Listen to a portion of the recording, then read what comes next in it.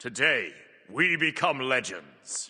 Today's Titan Talk had some balance hotfixes to go over, as well as questions about a big January update, more ranked bans, the god schedule for the rest of the year, and a whole lot more. So without further ado, let's jump into the recap. First up, some hotfixes that have gone out since the last show. Xbalanque's ultimate will now properly slow, as it wasn't slowing at all on release, which is a pretty big change. Being able to sell chalices for full value has been fixed. Heimdall's sight will now properly follow you instead of just pulsing vision at the location you used it. There's also been some balance hotfixes that have been released as well, mainly addressing lifesteal and healing, which is something they said they do want to keep on top of since the removal of anti-heal. Devos will no longer stack from firebrands, and they're also aware that the Devos stacks from boss assists aren't counting, and they will be fixing that, but it's a bit more involved. Death's Embrace is getting a nerf to its base lifesteal from 7.5% to 5%, and the base strength down from 40 to 35. The new item Rip Talon is also getting a hotfix nerf. They've decreased the amount of bonus attack damage on the item from 15% to 10%, and the base lifesteal on the item from 10% to 7.5%. And finally, Raz 2 enhanced basic attacks are now counted as damage sourced from the 2 itself. This basically means that it will now only proc item effects once per target per ability, not on every single one of the basics. This was mainly to stop the Phoenix Shield Ra silliness. Kilgoon also mentioned that there are 2 types of fixes they implement, ones that can be purely done on a server update and ones that require a client update. They will generally issue server fixes as soon as physically possible, but changes that require a client update are often held back until there's a few of them to release all at once, just so they're not pushing client updates every hour or two. If there is a critical issue, then they will push a client update for just that, but a non-critical update, they'll wait for a few to do at once. Moving into the Q&A section of the show though, first up, someone asked if we're getting any Christmas skins or events, and Kilgoon said yes, there will be, and a lot of the Christmas skins are already in progress, and they do have some of the voice packs for them done already. There's typically a fairly long lead time on a lot of this stuff where they're in development quite a while before release, so the Christmas skins are already being worked on. Agility Relic was brought up by some people in chat asking for nerfs, and Kilgoon said that generally it's not actually one of the best performing relics in casual, and he feels like people more so get frustrated by it than it is actually overpowered, though they would have to enable it in ranked and get some data from there before they could fully gauge if it's too powerful or not. Someone asked when the next gods will be revealed, and they said it will be Monday next week, as they like to reveal them before the PTS goes up for the next update. Kilgoon also iterated that the next god after Osiris will be female. Still no official info on the one after that though. Someone asked what roles in the team would need extra people, and Kilgoon said probably the FX team would be the first place they looked at, as it's often the bottleneck in making some things, and they said they do have some roles open there right now and will hire new people as needed, which is good to hear. With a few people leaving of their own accord after the layoffs, filling out those gaps in the team a little more where possible would be great for the game. Someone asked which god has the most Mastery 10 players, and Kilgoon said they do have data on that actually, but he didn't have it available at the time, but you would guess it's probably Neith. She's basically always in the top 3 most played gods and is only really eclipsed by new releases for the most part. Someone asked if they have any data on what the most underperforming role is right now, and Kilgoon said they can't really get actual relevant data on that because obviously every role is a 50% win rate by definition, and I imagine it will be hard to quantify performance metrics and compare them across roles to try and get data that way. Does 10 kills in mid equal 20 assists in support, or does it equal 25 assists or 15? Does 15 assists in support equal 600 GPM in mid? Like, it's very hard to measure that kind of stuff. Kilgoon also mentioned that new god releases are also weird in that way because you get a lot of mirror matches in the days following a new god release, which have to be excluded from the data, otherwise it would just skew it way towards 50%. They didn't mention this specifically, but I imagine items are probably similar. It's going to be hard to glean any useful information from Rod of Tahuti's win rate because in any serious game that goes beyond about 20 minutes, both mid laners will have that item. It can also be skewed because it's a more late game item and the winning team's mid is more likely to have it than the losing team's mid. Someone asked if they could also ban the new god in ranked for a while, and Hindu said that generally they haven't felt the need to do that in Smite 2 as much since they do hotfixes much more often to fix game-breaking bugs or do balance hotfixes, whereas in Smite 1 you'd be waiting like 2 weeks for bonus balance patches,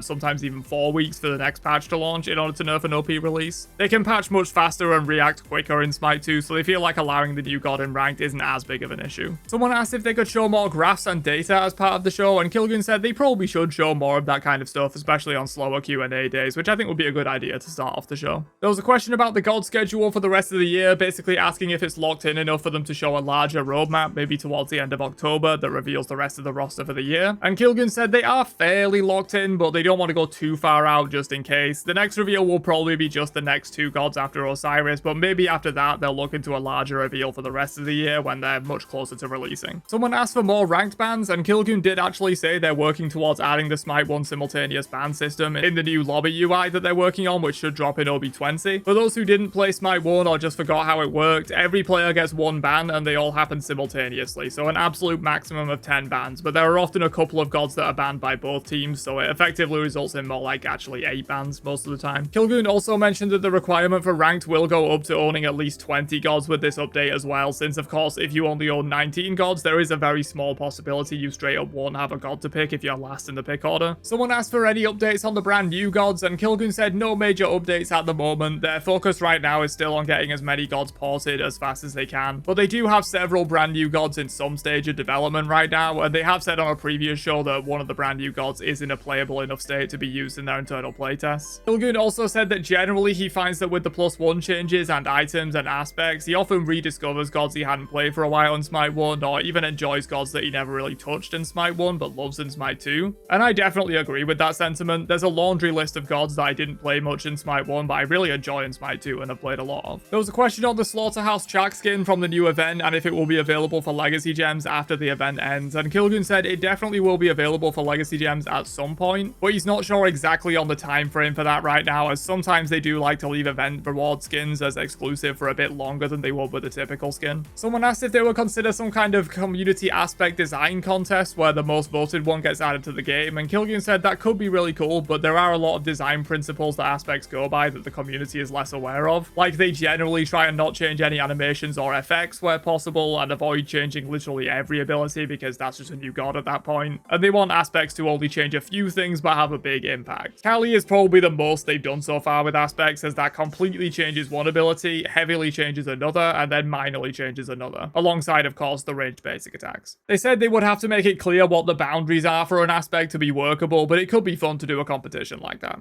Someone asked about general minion weirdness like moonwalking and stuff like that, and Kilgun said they are working on an optimization pass to minions right now, so if you see any weirdness with minions that doesn't seem right, then definitely send it in to them. Someone mentioned that SR gain and loss in ranked isn't shown after the match, which is definitely true, and Kilgun said he'll note that down to look into. Someone asked for teasers on the new Conquest map season, which Kilgun said right now they don't have any plans for a brand new map or a big season patch. They're just continually dropping updates as they can to push them out, and that's the general plan going forward for the immediate future. And finally, someone asked what the most surprisingly well-received feature has been for Smite 2 so far, and Kilgun said probably the +1 changes, as they initially didn't plan to do them on such a wide scale, and they were originally just going to do them for older gods that really needed the updates, but they were so well received that they decided to go all in and do them for every single god. Also, hybrid scaling is one that initially wasn't super well received, especially in regards to the hybrid damage types that we had initially, but as time has gone on, they found that the community really likes hybrid scalers, and personally, I think they've gotten a lot better at implementing